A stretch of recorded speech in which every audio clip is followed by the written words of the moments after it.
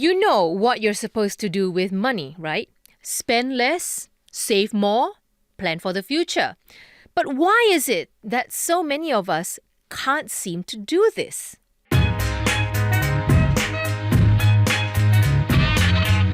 Welcome back to the Money Talks podcast. I'm Andrea Heng, and this is a very familiar scenario to me.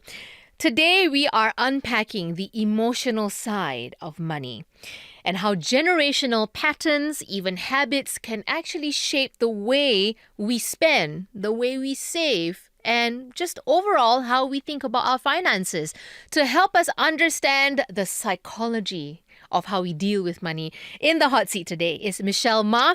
She's a psychotherapist and founder of the Curious Bonsai. Interesting name, Michelle. Welcome to the show. Thank you, Andrea. Thanks for having me. So what's your story? Why are you sitting here today? What was your trauma, financial trauma, that got you sitting in this seat today? I grew up from a relatively poorer household, so below average. And when I started to go into my 20s, I realized that, I suddenly have, the monthly salary coming into my bank account every month, and it was just a sense of liberation. So coming from someone that didn't really have much growing up, my dad was a sole breadwinner, to somebody that could finally own or have your own paycheck, I think that difference was something that I didn't know how to manage. Right. Nobody prepares you for that us moment, for that. right? Nobody talks about money. Correct. Yeah.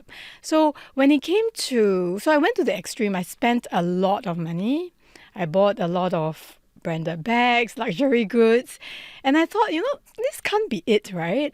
I started to dig into my own money stories. Okay. And I'm like, I can't be the only one that feels like I've inherited a lot of perhaps unsupportive money scripts from the past. I think I know what you mean. Yeah. Because I think I was in that position too. And it wasn't really a lot. It was a typical fresh grad salary, average fresh grad salary. Sure, but the money is yours, right? Yes. So it felt like freedom, liberation. Right. So I sort of tipped into money worship. Okay. Which is one of the 4 tenets of money trauma. Okay. Yeah, Brad Clon's one of the empirical researchers of financial psychology. He would consider it to be one of the core money wounds that most people would identify with. Right. And what does that look like? So someone in money worship would overspend. They would consume a lot, and they probably would not think too much about where their money goes. So these are the people that may also easily fall into scams. Oh, wow. As well, like get rich quick scams. There are other tenets of money psychology as well. The next one I will go on to would be money status. And I think this is so prevalent in Singapore. Oh, absolutely, yeah. Yeah, we see people looking at money not just as a tool in itself, but really the end in and of itself. And they do everything around their lives, their relationships, their work, how they invest is around the ultimate. Right. To get money, to have money as a status, to be the most elite or the wealthiest in their social circle. Right. Yeah. So these are the people that may either have behaviours that may also be quite lavish, but at the same time, it can look quite contradictory. You're kind of like a poor rich man in a way. So if we were to think about, I'm sure all of us can think of someone who we know is relatively well off. I think more than one someone's, But they tend to perhaps be a bit more particular with how they spend their money with regards to small material goods. Right. Or like a cup of coffee or being quite penny pinching. It is the difference between an artisanal fourth wave coffee, cafe latte, versus a kopi at the kopitiam, right? Yes. I actually do work with a client that would rather walk 1 kilometer away to get a kopi C. Right. Versus the Americano or the long black, the cafe that is right in front of her. Because it's not so much about taste. Of course, if we were to be talking about preferences and taste, but for her, it's about saving that, I don't know, $3-4. But isn't that a good thing though? How is that a sign of financial trauma in a way? I think, so trauma is a strong word and we can go into that later. I think what is important to me when I look at how people interact with their money is that money is a relationship. So if we have money or if we are earning money, but yet we somehow seems to have a disproportionate relationship with our identity, then there is something worth investigating. Okay. Let's say it's a really, really hot day. Okay. And logically, this person knows that the rational and the practical answer would be to get the coffee in front of her. Sure. But money is always emotional before it is logical. So she's prioritizing saving the money and willing to make that sacrifice. Yes. To save that money. Yes. Right. And in turn, even though she may be walking that 1 kilometer to get her kopi C kosong, she might not feel happier at the end. Oh, interesting. Yeah. Right. Why doesn't she feel happier then? She might have gotten her savings, which is $4 or $5. But she had to walk 1 kilometer. She had to in this walk 1 weather. kilometer in that weather, and she came back. She's like, "Oh my gosh, that was such a long walk." And So is I'm the sweaty. disproportion between the sacrifice and the reward? Yes. And that's also some kind of financial psychology that we don't really pay attention to. Yes. Yeah. And when we talk about money, I think it is hard to truly give a balanced viewpoint because everybody's money circumstances is so different. Correct. And therefore their Yeah. relationship with money Yes. differs as well. Yes. Right? So how do I know then that my relationship with money is healthy or not? I would sort of classify people into 3 buckets. Okay. And I think the answer for these 3 different buckets are very different. So looking at whether someone is in crisis mode, Okay. where they are really struggling with money and perhaps need some intervention, whether they are in the struggling piece, where they perhaps might be living paycheck to paycheck. Their money is very real. Money is needed for survival. For these 2 groups of people, unpacking money wounds and money stories is perhaps like a luxury. Okay. Yeah. Because they're just trying to put food on the table. Correct. And there's this third group of people that maybe they're relatively stable, they've seen some form of stability, but yet they still feel like it's not enough. I Why need to does go that up there. happen? So, Because I think that's where I'm Yeah. sitting right now. I have a good paying job. I Yeah. enjoy my job. But I always fear that Yeah. something's going to happen to take it away or something like yes. that. You know what I mean? so I have to say that it might not be what you think. It might not be just that dollar value that's in the bank account. Right. So there are very, very rich people who feel like they're going to lose everything overnight. Whereas there are people that I know that have so much less than these group of people, than the richer crowd, and yet they still feel like they are so wealthy. Right. So these group of people, I would say they have a healthier relationship with money because in Chinese there is a saying, 钱不是万能, Okay. but 没有钱万万不能. All right. So what does that mean? Money is not everything, yet we cannot do without money. It's a tool. It is a tool. So when I look at somebody's relationship with money, I would see as, is money being used as a tool to get to somewhere? Right. Or is money perhaps in and of itself an end? Does it relate to our sense of identity? Do we tie our net worth to our self-worth? Right. Yes. And that then determines, okay, how much you worship money, how much you Yeah. regard money. Yeah. And it's very real because when I look at Singapore, I feel like there's just so many different angles that we can look into. But one of the things that I would say when we look at somebody's relationship with money is, where are we actually inheriting all these money stories? Yes, I was about to ask you that. Yes. So, right, if I have an unhealthy relationship Yeah. with money, what does that look like? Where did it come from? When we look at how we were brought up as children, well, children feel and understand the world before they had language for it. That's true. So I would even go further to ask, what was the emotional or the financial landscape of your family as you were growing up? What were you able to feel in the household that was not explicitly being said as you were growing up? Because children observe. Yes. Right. And parents that might be struggling, they may not express explicitly when they open, a bill and they're like, we don't have money to pay for this. They might not say it in front of the child, but that emotional weight gets felt. Right. So then as children, we unconsciously or subconsciously inherit some of these energies, and that sort of forms our emotional landscape from within. But that's the thing, right? Once we recognize that these habits are unhealthy, because of the environment we grew up in, how do we make that change? I think the psychological tension is very real. And I think one of the key things that I would advocate would be, firstly, maybe 3 steps. Firstly, what are your money stories? Okay. Would you be open to unpacking what they look like within the family, which could mean that they go to their father, mother, caregivers, is like, probably be curious about how money was like as a child. Okay. So that's a money story. For them. Right. Yeah. Okay. Because behavioral transmission gets passed down through the lineage. It's intergenerational. Yeah.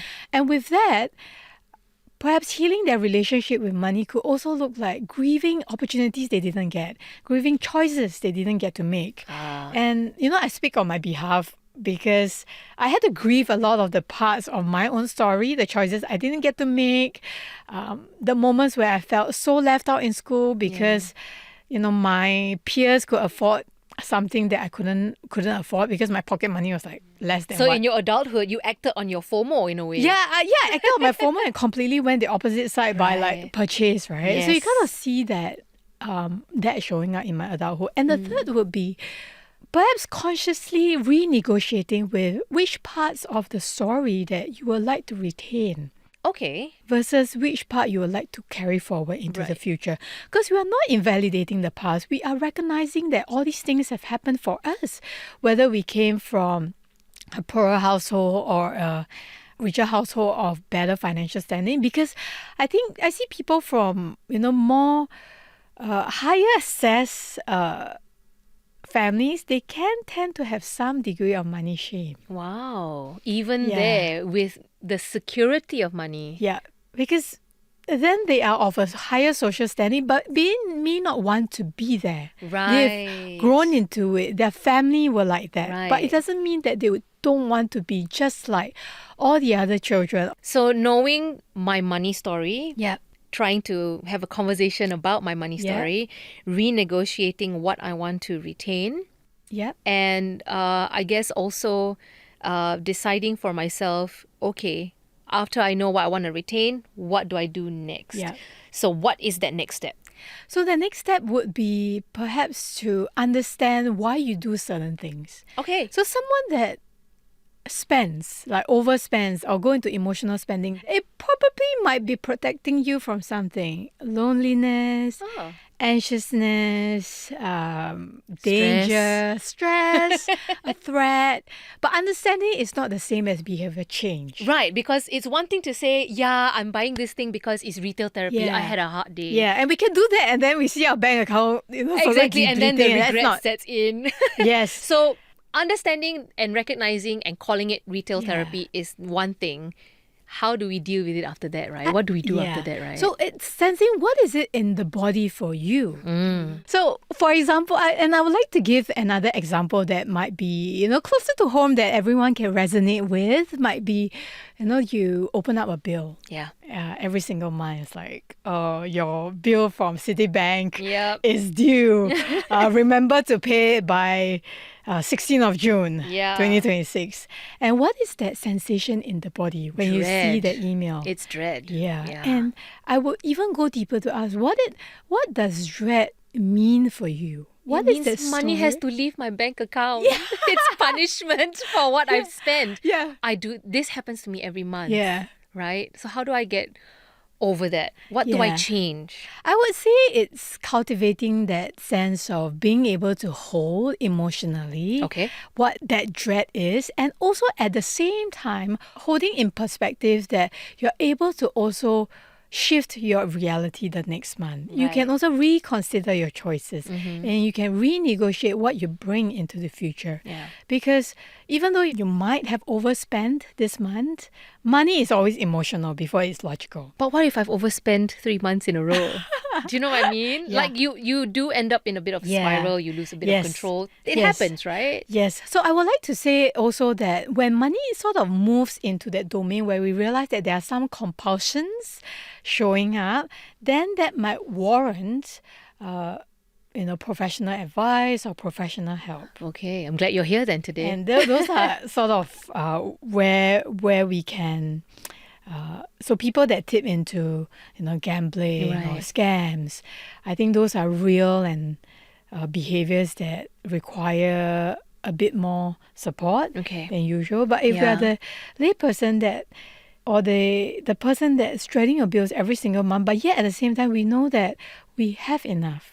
Perhaps my next question would be, how can I consciously expand my emotional bandwidth so that I can hold two truths at one time? I can hold the dread, I can hold the anxiousness, Okay. and still know that I have the ability to make choices moving forward. Okay. The caveat is that this does not work for the people in crisis Yep. and struggling. And it's certainly not Yeah. overnight Yeah. because, like I said, if I overspend 3 months in a row and I Yeah. come to this pinnacle every month at Yeah. bill time, right, where, okay, it needs to change next month. It needs to Yeah. change next month. Yeah. I think once it becomes a repetitive thing and you start spending without thinking, Yeah. I think that's when you're in trouble, right? Yeah. And an unhealthy relationship with money goes into a state where we are more dysregulated, Okay. where we react rather than consciously respond.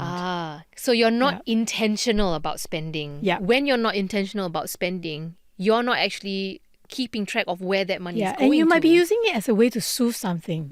Anxiousness, loneliness, Right. you need company, or it could be falling into default patterns of behaviors from the Okay. past that we're not conscious of. Yeah. Yeah. This has been really fascinating because we each have different money wounds, different money desires as well, right? Yeah. So, as a final sort of takeaway from all of this, as an individual, if I am assessing what my money story is, what my money wounds are, and what I want to do to be better in the future, to have a healthier relationship with money in the future, Yeah. what's the one thing I can do right now Yeah. that can set me on that path? So what I'll suggest draws on what researchers would call interoception, which is Okay. having that perception or understanding of how bodily cues are showing up for you when they interact with money. And it doesn't have to be a feeling of dread or anxiousness. It could even be like joy and feeling ecstatic, excited. What does that mean for them? And many of us right now live on autopilot mode. We think so much from the neck up, right? As we use so much of our conscious brains. Yeah. But maybe what I would like to add is if we were to be intentional and conscious about money, we have to work with what's neck down. Interesting. And we have to work with what are some of the cues that are actually showing up for you when you talk about money with your friend, your business partner, your spouse. How is it showing up for you when you foot the bill at a restaurant and then everybody PayNows you back? I know that feeling. So even being curious with the little everyday things. What's my interaction like with money as I interact, as I grow, as I save, earn, and invest? Because the emotional charge gives you a lot of data. And the data in the body, the data in the mind, the data in the heart. And that gives us context as to how we would like to move forward next. Yeah. Michelle, this has been so fascinating. I feel like I almost Indeed. understand myself better now. And I wish I had spoken to you 20 years ago when I had some severe financial trauma. But you know what? It's Don't worry, never I'm like not in that place. it's never too late. And I think we're always growing and learning, right? Yeah. Thank you for giving me a chance to get to know myself better. Yeah, thank you so much for having me. Yeah. Thank you as well to the Money Talks community for tuning in. I hope that was beneficial for you. And I hope that you don't have to take a look in the mirror, but just be more attuned to your feelings when you're spending money. How do you feel? Like what Michelle said, right? Where is that money story coming from and how does it show up in everyday life? Let us know what you think. And also I want to leave you with a question here. If your money could speak, my money would tell me lots of things. What do you think it would say about your financial decision making right now? I'm curious because I think if my money could speak right now, I think there'll be a lot of exclamation marks and a stop sign. That's my story. What's yours? Let me know in the comment section down below or wherever you are listening to us from. You can also email us, by the way, cnapodcasts@mediacorp.com.sg. This has been the Money Talks podcast. I hope you enjoyed this one. I'm Andrea Heng.